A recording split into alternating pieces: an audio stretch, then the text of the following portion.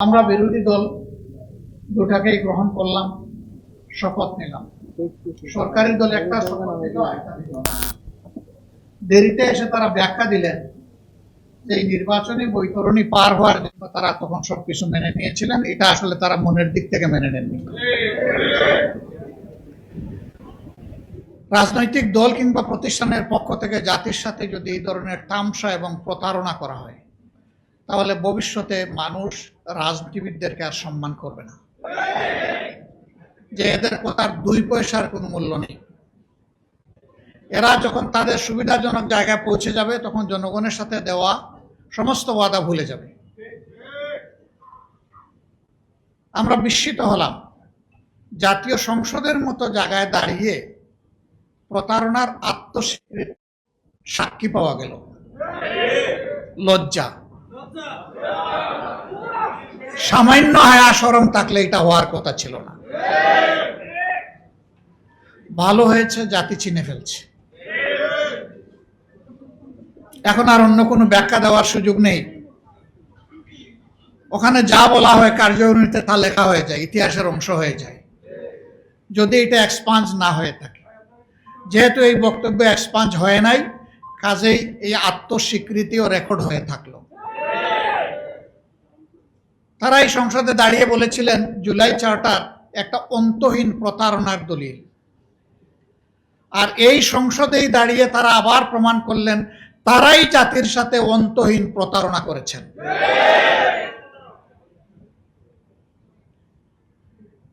তারা বলেন এই 4টা প্রশ্ন আমি বুঝি না, সাধারণ জনগণ বুঝে কিভাবে?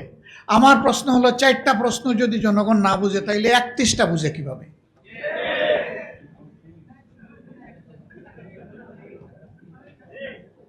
চারটা তো ছোট 31টার চাইতে, তাইলে 31টা বুঝে নাই জনগণ।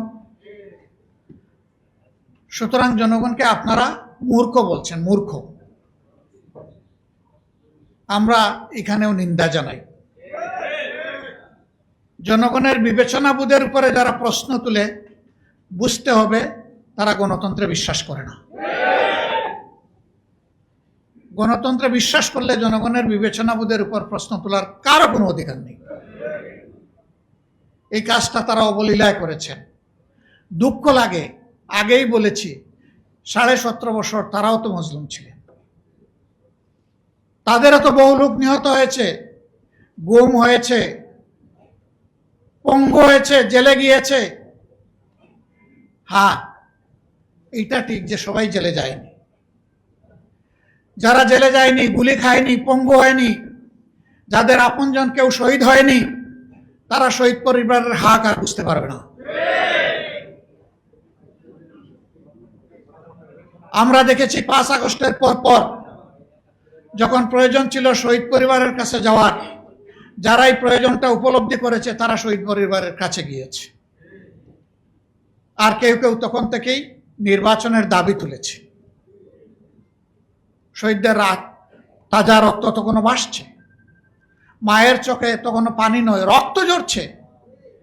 সেই সময় তাদেরকে সান্ত্বনা দেওয়া, তাদের পাশে দাঁড়ানো, এই কাজটা না করে কিভাবে কিছু রাজনৈতিক দল তারা তখন থেকে নির্বাচনের জিকির তুলতে পারল?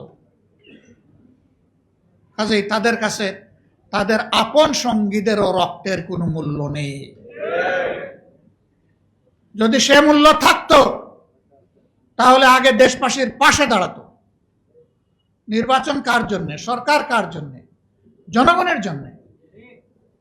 সেই জনগণ ট্রমাটাইজড, আহত, দারুণ কষ্টে আছে। তাদের কষ্টে পাশে না দাঁড়িয়ে তখন সেই কাজ করা হয়েছে, আর আমাদেরকে ব্লেম দেওয়া হয়েছে আমরা নির্বাচন চাই না। নির্বাচন না চাইলে পরে নির্বাচনে অংশগ্রহণ করলাম কিভাবে?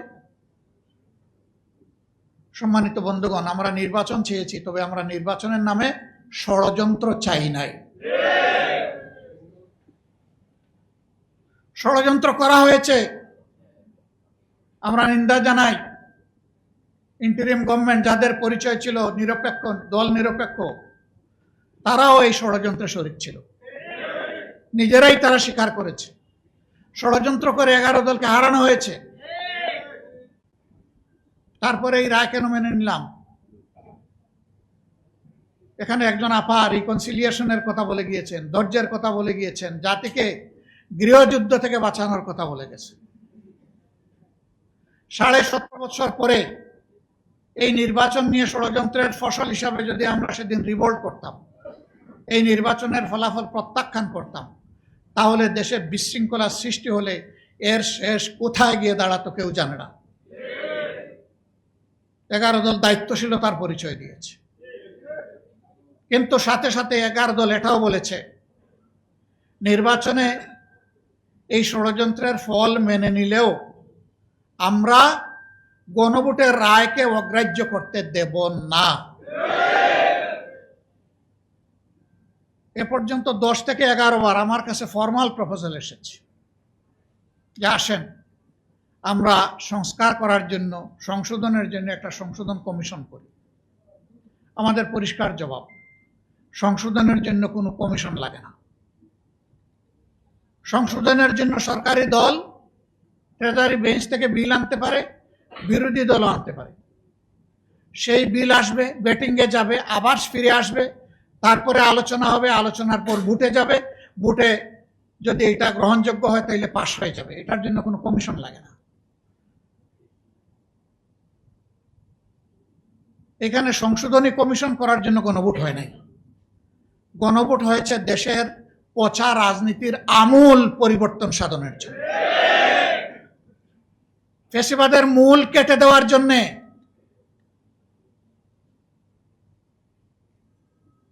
আমরা সেই সংস্কার চাই। বিএনপি ওয়াদা থেকে সরে গিয়েছে। আপনারা কি চান আমরাও জাতির সাথে বেঈমানি করি? আমরা বেঈমানি করতে পারবো না।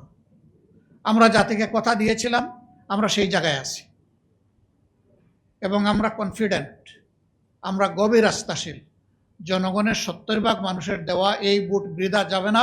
ইনশাআল্লাহ এটা বাস্তবায়ন হবে। আমরা সংসদের ভিতরে চিৎকার দেব, রাজপথে সমান তালে আমাদের আন্দোলন চলছে, আরো বেগবান হবে দিনের পর দিন।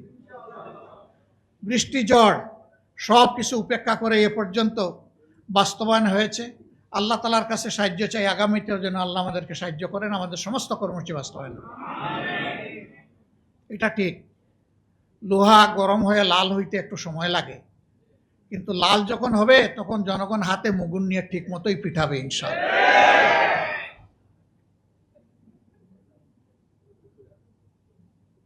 আমরা দীর্ঘদিন একসাথে মজলুম ছিলাম, আন্দোলন করেছি, সংগ্রাম করেছি, নির্বাচন করেছি, সরকার পরিচালনা করেছি, রাজনীতি করেছি, কিন্তু এখন আমাদের কোনো কোনো বন্ধুর ভাষায় বক্তব্যে মনে হয় তারা জীবনেও আমাদেরকে কোনোদিন দেখেন নাই। ভুলে গেছেন এত তাড়াতাড়ি? স্মরণ হতে সময় লাগবে না, একটা ঝাঁকুনি যথেষ্ট।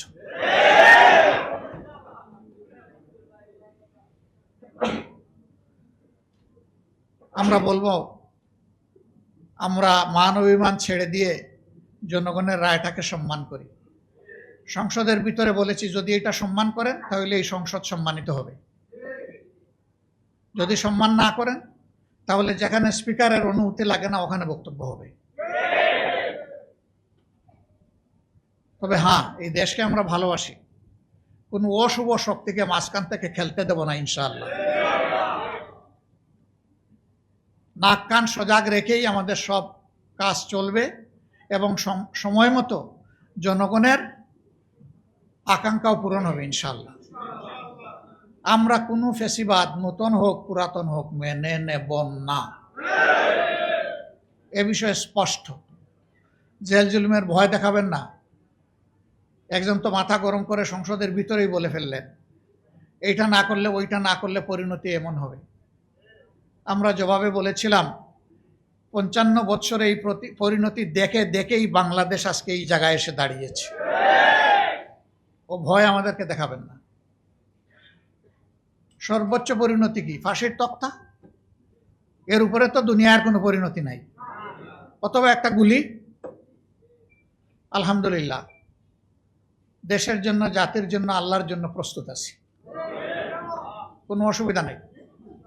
লড়াই আমাদের চলবে, ইনশাআল্লাহ বিজয় জনগণের হবে। তার আগ পর্যন্ত লড়াই থামবে না।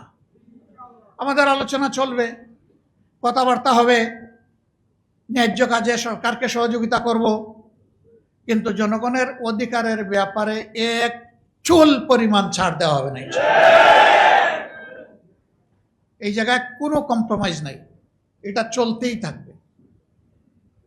সম্মানিত বন্ধুগণ, আজকের এই সেমিনারের মধ্য দিয়ে আমরা এই বার্তাটাই জাতিকে দিতে চাই যে হে জাতি, আপনাদের রায়ের আমরা অপমান সহ্য করব না। আপনাদের রায়কে সম্মানিত করার জন্য আমাদের লড়াই চলছে এবং আমরা আপনাদেরকে নিয়েই বিজয়ী হব, আপনাদের জন্য বিজয়ী হব, বাংলাদেশের জন্য বিজয়ী হব। আমাদের দেশ বাংলাদেশ, আমাদের কোনো মামু বাড়িও নাই, আমাদের কোনো পিসির বাড়িও নেই। এই বাংলাদেশ নিয়েই বাঁচতে চাই, এই বাংলাদেশ নিয়ে এগিয়ে যেতে চাই।